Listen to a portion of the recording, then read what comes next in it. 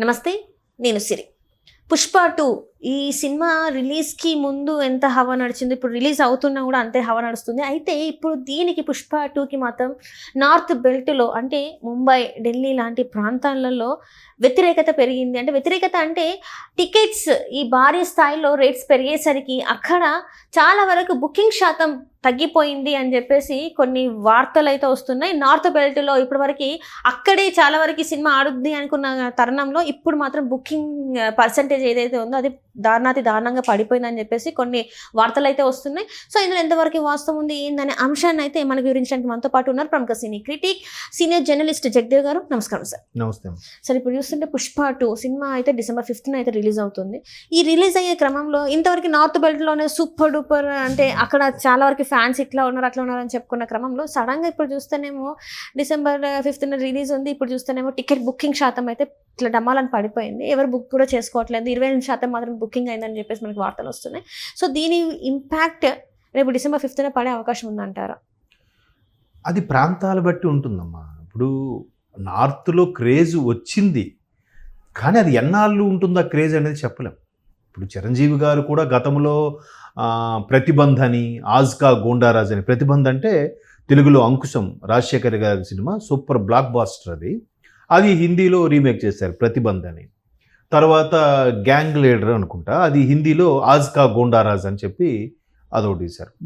అడపాదడప చేశారు, కానీ ఒక స్టేబుల్గా ఉండే క్రేజ్ అనేది చెప్పలేం ఎవరికి ఎప్పుడు ఎలా ఉంటుందని.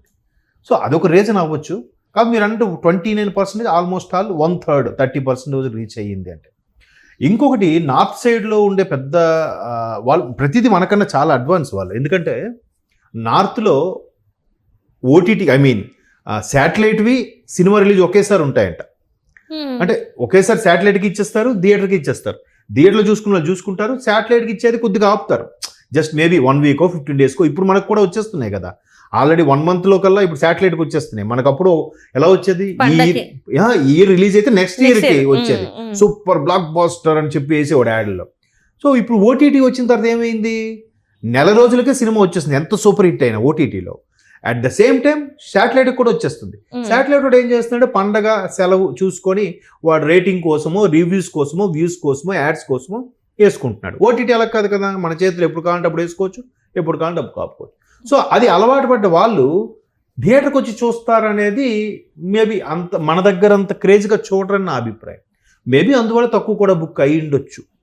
మరోవైపు రేట్లు కూడా భయంకరంగా పెంచారు కదమ్మా. అంటే ఇప్పుడు ఇక్కడ రేట్లు పెంచడం ద్వారా అంటే రేట్లు పెంచేసిన తర్వాత ఇంత మనం ఎఫర్ట్ చేయలేము. అంటే మీలాంటి మాలాంటి వాళ్ళు ఎఫర్ట్ చేయలేరు. మరి 1200 అండ్ ఇంకోటి బెనిఫిట్ షోస్ తర్వాత కూడా చూసుకున్నట్టయితే చాలా వరకు ఒక పర్సన్కి 500 దాకా చేంజ్ ఉంది ట్యాక్సెస్తో ఇంక్లూడ్ చేసి.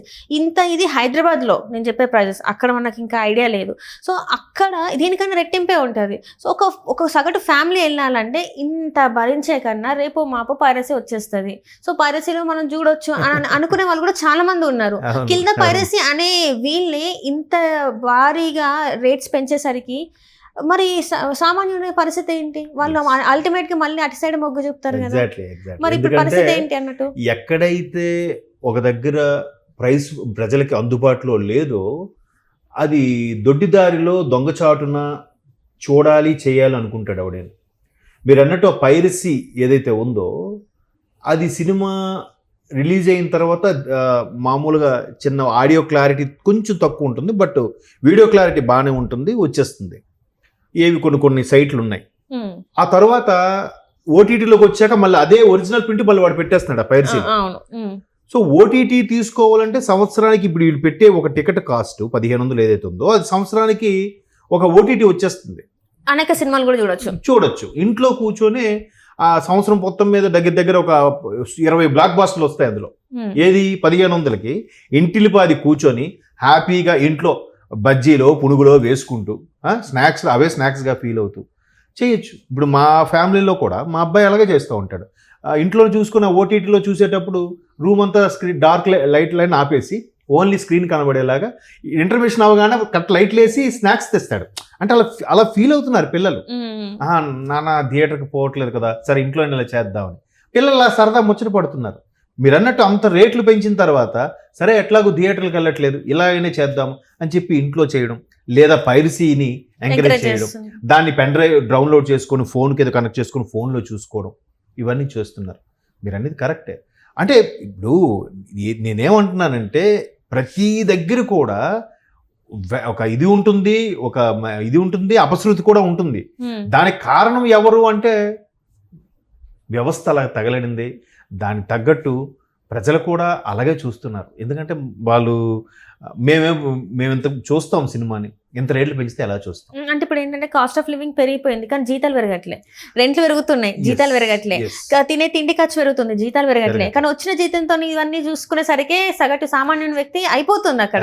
ఇక సినిమాల గురించి ఒకవేళ కష్టం అయిపోతుంది. సగటు భారతీయుడికి నాకు తెలిసి ఫస్ట్ వినోదం ఏదైనా ఉందంటే సినిమా అంటే ఇప్పుడే రకరకాల వినోదాలు వచ్చేసాయి.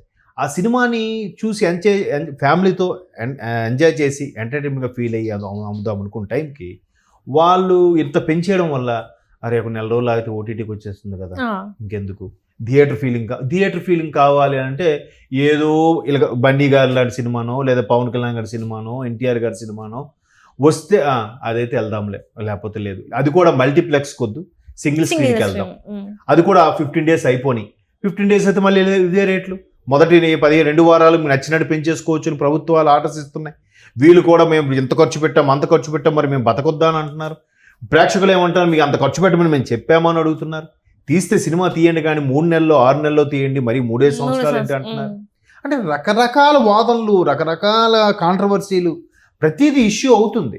దీనికి చెక్ పెట్టేది ఎవరు అంటే కష్టం. పైగా గుడ్డు ముందా పిల్ల ముందా అన్నట్టుగా మీరు చూస్తున్నారు కాబట్టి మేము తీస్తున్నాం అంటారు. మీరు అంత రేట్లు పెడితే మేమేలా చూస్తాం వీళ్ళంటారు. చూస్తే చూడండి లేదు మానేయండి అని వీళ్ళు అంటున్నారు. రకరకాలు వస్తున్నాయి. ఏది మనము ఒక వెర్షన్లో ఒకదే కరెక్ట్ అని చెప్పలేం. అండ్ మోర్ ఓవర్ ప్రపంచంలో మళ్ళీ నేను అదే చెప్తున్నా, ఏ స్టేట్మెంట్ కూడా 100% కరెక్ట్ కాదు. సో ఇక్కడ రకరకాల పరిస్థితులు మీరు అన్నట్టు కరోనా తర్వాత ఒక్కసారిగా 50% పెరిగిపోయాయి అన్నీ కూడా వరస్ట్ కేసులో ప్రతిదీ మీరు అన్నట్టు. సో అట్లాంటి పెరిగిపోతున్నప్పుడు మనిషి సగటు ఆదాయం మాత్రం పెరగట్లేదు, అవి పెరిగిపోతున్నాయి. మరి ఎట్లా అంటే అందుకే భారతదేశంలో ఈ రోజుకి కూడా మిడిల్ క్లాస్ పర్సంటేజే ఎక్కువ. పూర్ పీపుల్ మహా ఉంటే ఒక 12% ఎంతో ఉన్నారంట. రిచ్ పీపుల్ 4% ఉన్నారంట. 12, 4 అంటే 16 కదా. మిగతా 82-84% మిడిల్ క్లాస్ వల్లే ఉన్నారంట. సో మిడిల్ క్లాస్లో ఉన్నారని అందరూ చెప్తారు. బట్ ఆ మిడిల్ క్లాస్ దృష్టిలో పెట్టుకొని ఎంతమంది ప్రొడక్ట్ తయారు చేస్తున్నారు? చేయట్లేదు. దాని పేరు ఏం చెప్తున్నారు? ఆ పేరు చెప్పి లేదు మన అందరినీ రిచ్గా పెంచాలి, భారతదేశం అభివృద్ధి చెందిన దేశంగా చూపించాలి, మన తలసరి ఆదాయం పెరగాలని చెప్పి అన్నీ పెంచేసి ఖర్చులు పెంచుతున్నారు. వాడు నానా ఇబ్బందులు పడి ఎక్కట్లు పడి క్రెడిట్ కార్డు గీకి ఈఎంఐలు పెట్టుకొని ఆ పోటీలో పరిగెట్టలేక కొంతమంది చతకలు పడిపోతున్నారు, కొంతమంది రకరకాల నిర్ణయాలకి దారి తీస్తున్నారు. చూద్దాం, ఈ సినిమా వ్యవహారం కూడా అలాగే నడుస్తుంది. మరి దీన్ని చెక్ పెట్టడం అంటే కష్టం అమ్మా, ఆ మోసలో కొట్టుకెళ్ళిపోవడమే. Right thank you so much.